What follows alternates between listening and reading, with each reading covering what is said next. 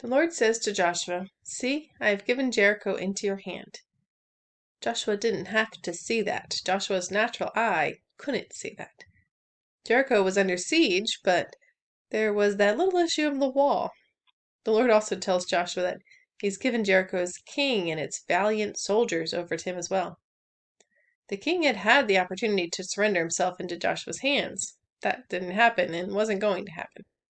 Joshua was ready to see. He doesn't ask for fleeces. He goes and commands his army. He declares their victory before they see it. He sees it. Where did that seeing come from? It came from his right responses before. It came from responding to the Lord with worship, listening with an open heart and mind, and obeying right away without question. It came from years of following the Lord at Moses' side, knowing who God was and having the humility to know it wasn't him. He had learned from Moses, the meekest man on earth. He had learned to walk in surrender and to believe the God who saves will save again.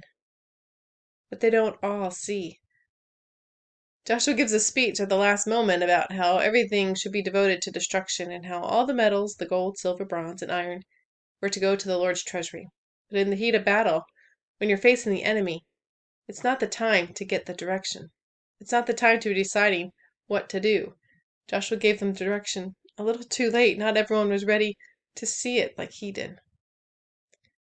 We have to have spent that time with the Lord in the worship and listening and obedience. So there is no point of crisis, no point of deciding what to do. It should be long ago determined. If you haven't settled in your heart that there is never a choice to be made, only surrender and obedience to the Lord's will, then ask God to come with his sword and bring you to the point of worship, listening, and obedience.